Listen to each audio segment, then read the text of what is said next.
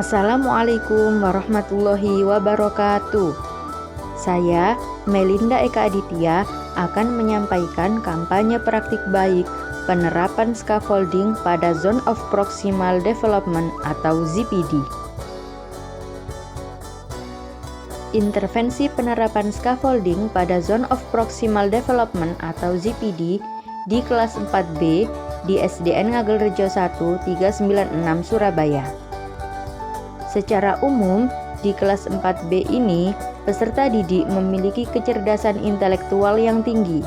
Namun, ada juga beberapa peserta didik yang belum bisa menguasai materi seperti teman lainnya. Pada kelas 4 ini, dalam proses pembelajaran sudah menggunakan kurikulum merdeka.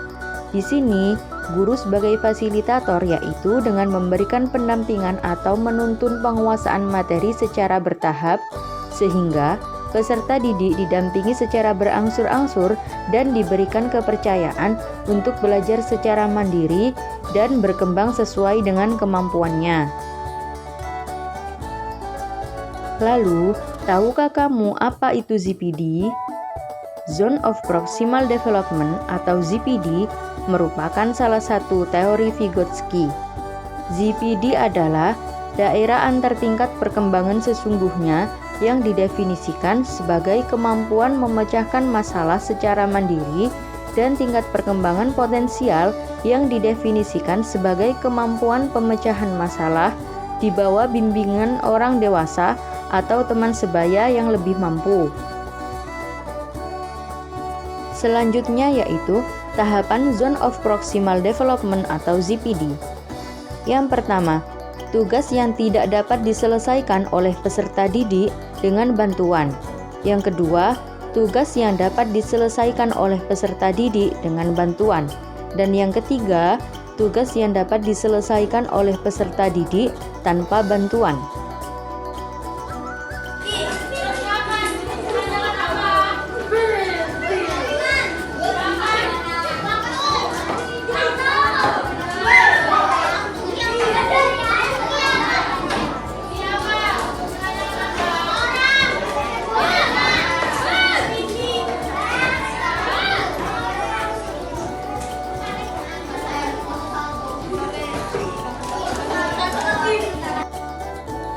Kemudian, tahukah kamu apa itu scaffolding? Nah, berkaitan dengan ZPD, Brunner mengembangkan ide Vygotsky lebih jauh.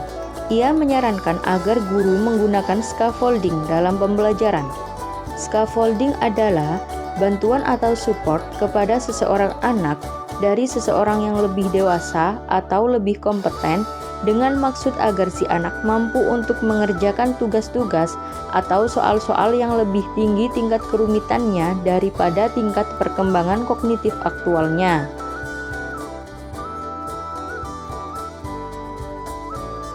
Metode scaffolding. Yang pertama yaitu motivasi atau memberikan dorongan.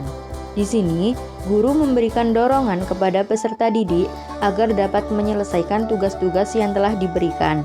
Yang kedua yaitu modeling atau contoh. Di sini, guru memberikan contoh terlebih dahulu kepada peserta didik agar mereka dapat menyelesaikan tugas-tugas yang telah diberikan. Yang ketiga yaitu reminder atau mengingatkan kembali. Di sini, guru dapat mengulas kembali materi-materi yang telah dipelajari sehingga peserta didik dapat menjawab tugas-tugas yang telah diberikan. Kemudian yang terakhir yaitu checking atau memastikan. Di sini, guru memastikan agar semua peserta didik dapat mengerjakan tugas-tugas yang telah diberikan. Dalam penerapan scaffolding terdapat 4 tahapan. Yang pertama yaitu kegiatan pembelajaran berpihak pada peserta didik.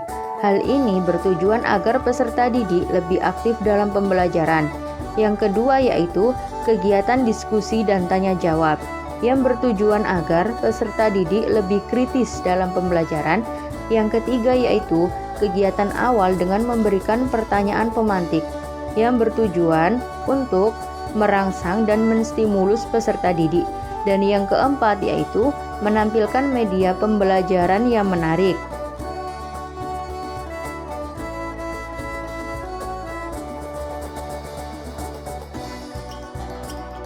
Dari penerapan scaffolding pada zone of proximal development, kemudian hasil yang dicapai yaitu 1. Peserta didik mampu berpikir kritis dan aktif melalui kegiatan tanya jawab. Yang kedua yaitu dalam kegiatan diskusi kelompok, peserta didik mampu mengungkapkan kesulitan materi yang sedang dipelajari dan temannya dapat menjadi tutor sebaya. Yang ketiga yaitu guru mengkondisikan peserta didik dalam berkelompok agar mampu berkolaborasi, bertukar pikiran, dan meminimalisir adanya kesenjangan antar peserta didik. Yang terakhir yaitu peserta didik lebih antusias dalam pembelajaran setelah adanya penerapan scaffolding. Rencana yang akan dilakukan ke depan mengenai teori Vygotsky yaitu lebih memaksimalkan penerapan scaffolding pada Zone of Proximal Development atau ZPD dalam pembelajaran dengan tujuan untuk memfasilitasi kemampuan peserta didik agar dapat membangun pemahaman dan menginternalisasi informasi baru sehingga dapat meningkatkan hasil belajar peserta didik.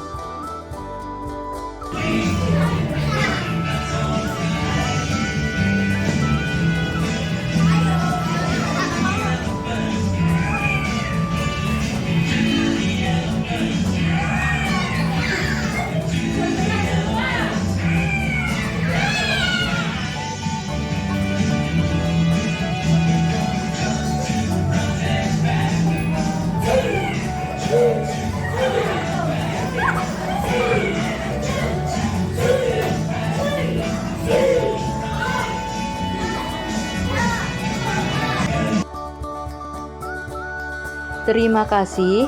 Cukup sekian. Wassalamualaikum warahmatullahi wabarakatuh.